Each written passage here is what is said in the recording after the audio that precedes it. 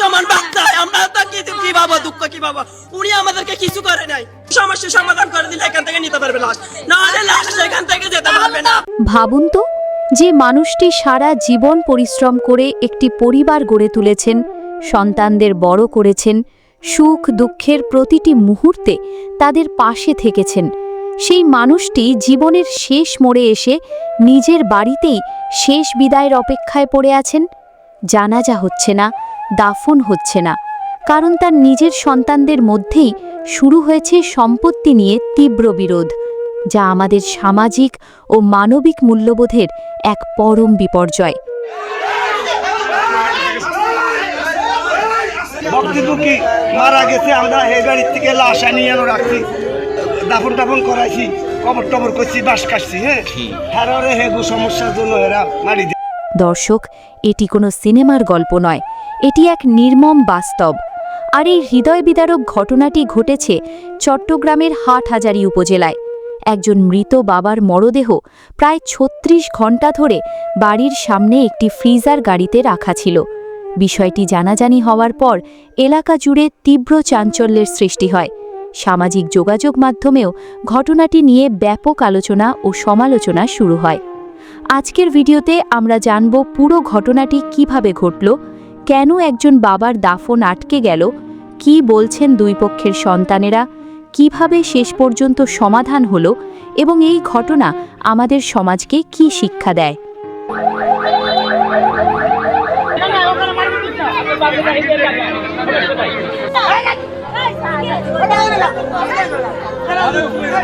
স্থানীয় সূত্রে জানা যায়, চট্টগ্রামের হাটহাজারী পৌরসভার ৬ নম্বর ওয়ার্ডের ফটিকার এলাকার স্থায়ী বাসিন্দা মোহাম্মদ সিকান্দার সকালে মারা যান।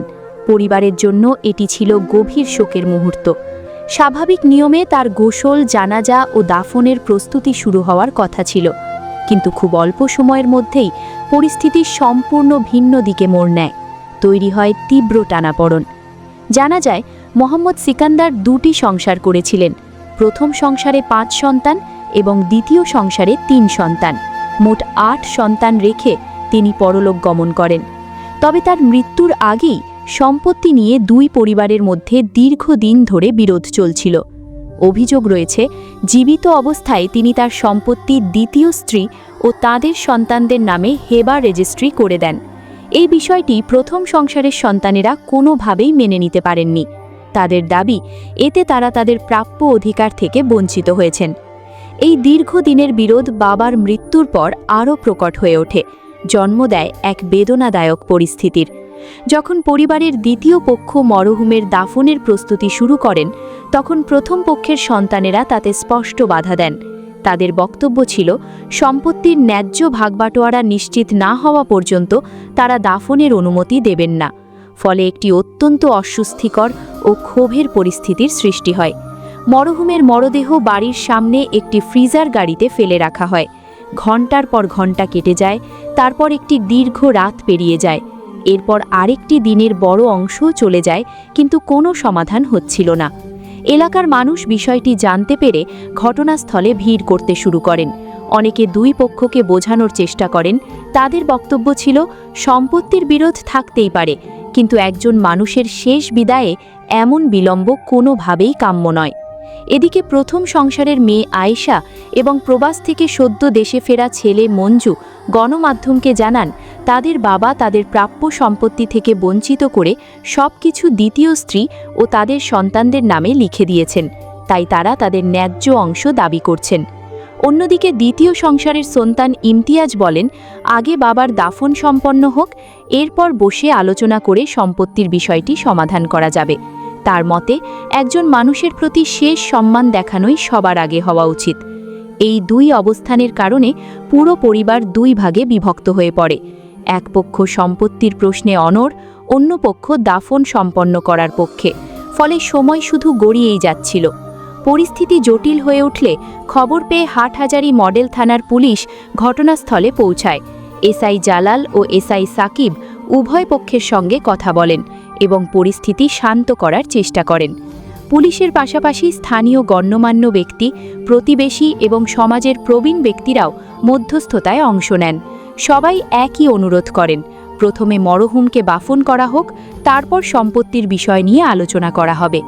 দীর্ঘ আলোচনার পর অবশেষে বিকেল 4:10 দিকে একটি সমঝোতা হয়।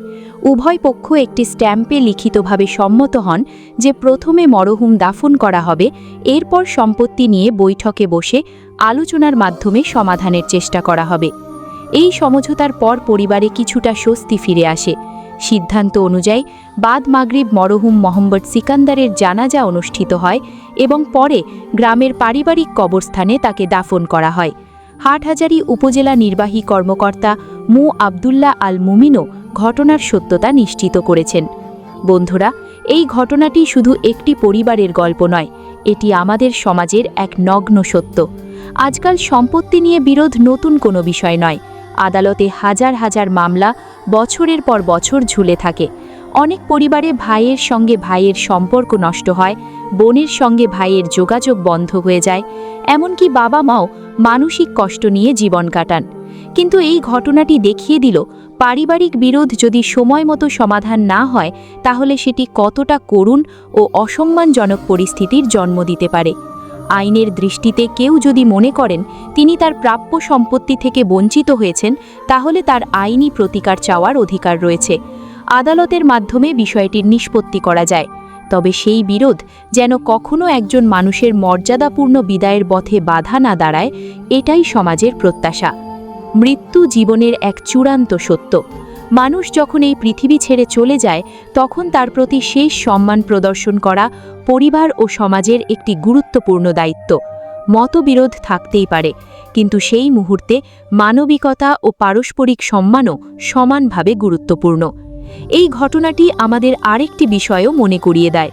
পরিবারে যদি সম্পত্তির বিষয়গুলো জীবিত অবস্থায় স্বচ্ছভাবে আলোচনা করা হয়, যদি সব পক্ষকে নিয়ে বোঝাপড়া করা হয়, তাহলে ভবিষ্যতে এমন বিরোধের সম্ভাবনা অনেকটাই কমে যেতে পারে। অনেক সময় ভুল বোঝাবুঝি, যোগাযোগের অভাব কিংবা ক্ষোভ বছরের পর বছর জমে থেকে এমন পরিস্থিতি তৈরি করে। হাটহাজারীর এই ঘটনায় শেষ পর্যন্ত দাফন সম্পন্ন হয়েছে, এটি অবশ্যই স্বস্তির বিষয়। এখন সংশ্লিষ্ট পক্ষগুলি আলোচনার মাধ্যমে অথবা প্রয়োজনে আইনগত উপায়ে তাদের বিরোধের সমাধান করবেন, এটাই সবার প্রত্যাশা। এই ঘটনার পর সামাজিক যোগাযোগ মাধ্যমে অনেকেই নানা ধরনের মন্তব্য করেছেন। কেউ বলেছেন সম্পত্তির অধিকার অবশ্যই গুরুত্বপূর্ণ, আবার কেউ বলেছেন একজন বাবার দাফন বিলম্বিত হওয়া অত্যন্ত দুঃখজনক। মতামত ভিন্ন হতে পারে, কিন্তু একটি বিষয় নিয়ে প্রায় সবাই একমত, এ ধরনের ঘটনা যেন আর না ঘটে। এদিকে নারায়ণগঞ্জে সোনারগাঁয়েও একটি অনুরূপ ন্যাক্কারজনক ঘটনা ঘটেছে। সেখানে পাওনা টাকা আদায়ের দাবিতে মোহাম্মদ গোলজার হোসেন নামের এক ব্যক্তির জানাজা ও দাফন কার্যক্রম আটকে দেওয়ার অভিযোগ উঠেছে স্থানীয় এক বিএনপি নেতার। পরে পরিবারের সদস্যরা দাবি করা টাকা পরিশোধের আশ্বাস দিলে জানাজা অনুষ্ঠিত হওয়ার জানা গেছে। উক্ত ব্যক্তি সনমান্দি ইউনিয়নের গোপেরবাগ এলাকার বাসিন্দা এবং একজন ব্যবসায়ী ছিলেন। দীর্ঘদিন অসুস্থ থাকার পর ঈদুল আজহার দিন দুপুরে তিনি মারা যান। জানা গেছে সকাল 8টার দিকে গোলজার হোসেনের জানাজার জন্য তার মরদেহ মসুরাকান্দা ঈদগার মাঠে নেওয়া হয়। এই সময় সনমান্দি ইউনিয়নের 6 নম্বর ওয়ার্ড বিএনপি সংগঠন সম্পাদক সাইম প্রধান তার কাছে পূর্বের 1,36,000 টাকা পাওনার দাবি তুলে জানাজা ও দাফনে বাধা দেন। পাওনা পরিশোধ না করার আগে জানাজা সম্পন্ন হবে না বলে জানিয়ে দেওয়া হয়। পরবর্তীতে মৃতের স্বজনেরা পাওনা টাকা ফেরত দেওয়ার আশ্বাস দিলে জানাজা সম্পন্ন করার সুযোগ দেন। ঘটনার প্রত্যক্ষদর্শী স্থানীয় বাসিন্দা হজরত মিয়া জানান, জানাজায় কয়েকশ মানুষ উপস্থিত ছিলেন। যে ঘটনা ঘটেছে সেটা অত্যন্ত ন্যাক্কারজনক ব্যাপার। এই ঘটনার পর এলাকায় ব্যাপক আলোচনা সমালোচনা সৃষ্টি হয়েছে। এটি নিয়ে এলাকায় মিশ্র প্রতিক্রিয়া দেখা দিয়েছে। বক্তব্যের জন্য যোগাযোগ করা হলে মরহুমের ভাগ্নে সাইফুল ইসলাম বলেন, ওই ঘটনার সমাধান হয়েছে এবং বিষয়টি নিয়ে সায়েম প্রধান সবার কাছে ক্ষমাও চেয়েছেন। তবে পরবর্তীতে মৃতের পরিবারের সদস্য ভাগ্নে সাইফুল ইসলামের ফোন নাম্বার বন্ধ পাওয়া যায় এবং সুমন নামক আরেক ভাগ্নের মুঠোফোনে একাধিকবার কল করা সত্ত্বেও তিনি কল রিসিভ করেননি। দর্শক, এই দুটি ঘটনা নিয়ে আপনার কি মতামত কমেন্টে জানাবেন। সম্পত্তির বিরোধ বা পাওনা টাকা যাই থাক না কেন, একজন মানুষের শেষ বিদায় আটকে দেওয়া কি সঠিক, নাকি আগে তার শেষ বিদায় নিশ্চিত করে পরে আইনগতভাবে সমাধান করা উচিত? ভিডিওটি যদি তথ্যবহুল মনে হয়ে থাকে তাহলে একটি লাইক দিন, বন্ধুদের সঙ্গে শেয়ার করুন এবং এমন গুরুত্বপূর্ণ ও মানবিক ঘটনাগুলো সবার আগে জানতে আমাদের চ্যানেলটি সাবস্ক্রাইব করে পাশে থাকা বেল আইকনটি অন করে রাখুন।